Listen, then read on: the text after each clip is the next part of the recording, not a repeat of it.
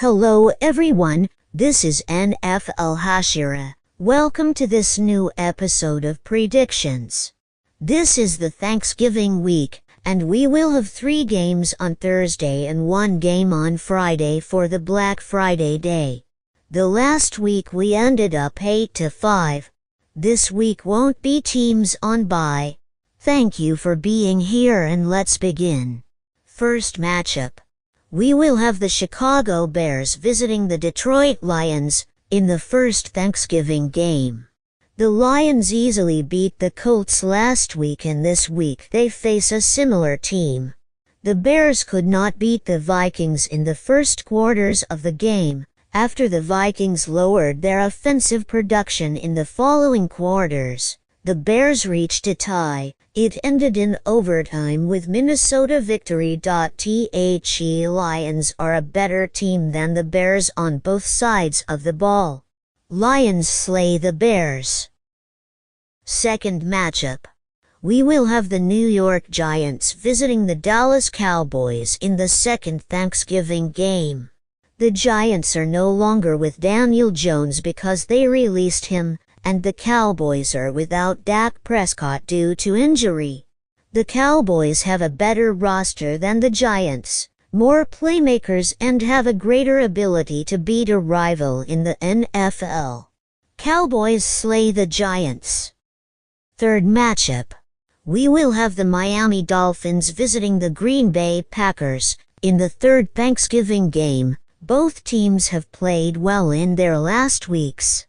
The Packers have a balanced team, and the Dolphins have found good momentum since Tua Tagovailoa returned, but in addition to the fact that it is a game in a cold stadium and city, the Dolphins have defeated teams lower ranked than the Packers.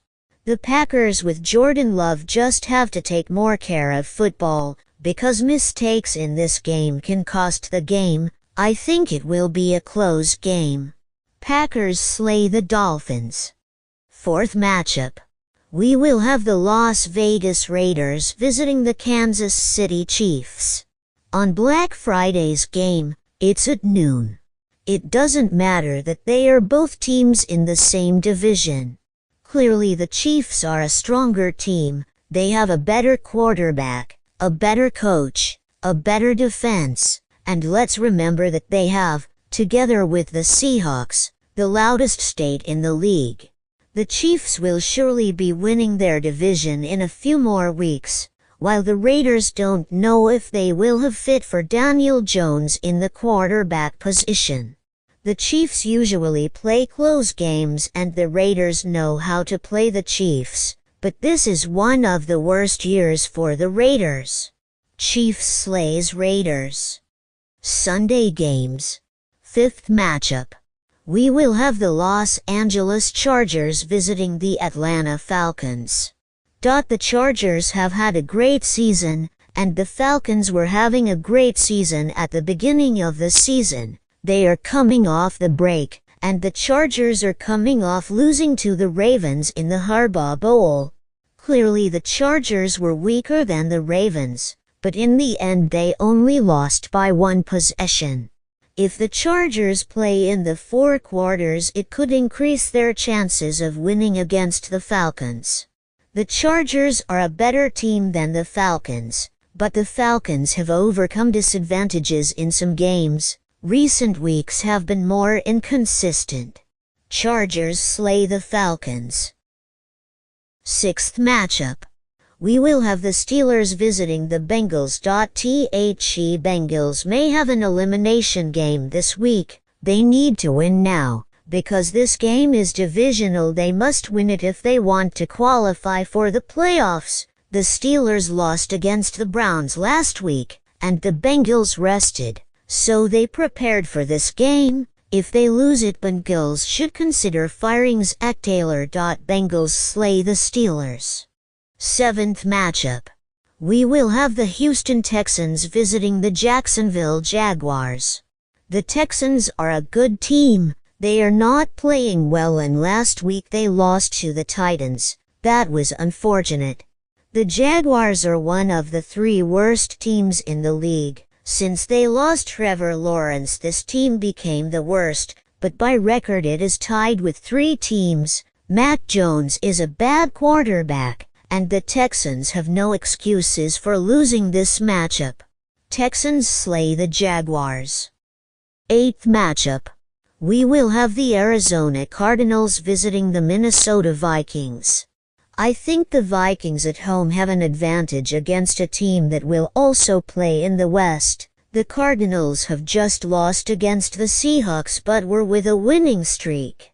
I think the Vikings can defend Kyler Murray well and the offense is very explosive. Vikings slay the Cardinals. 9th matchup. We will have the Indianapolis Colts visiting the New England Patriots. The Colts are an average team. They are not a truly good or bad team because they lose and win the expected games.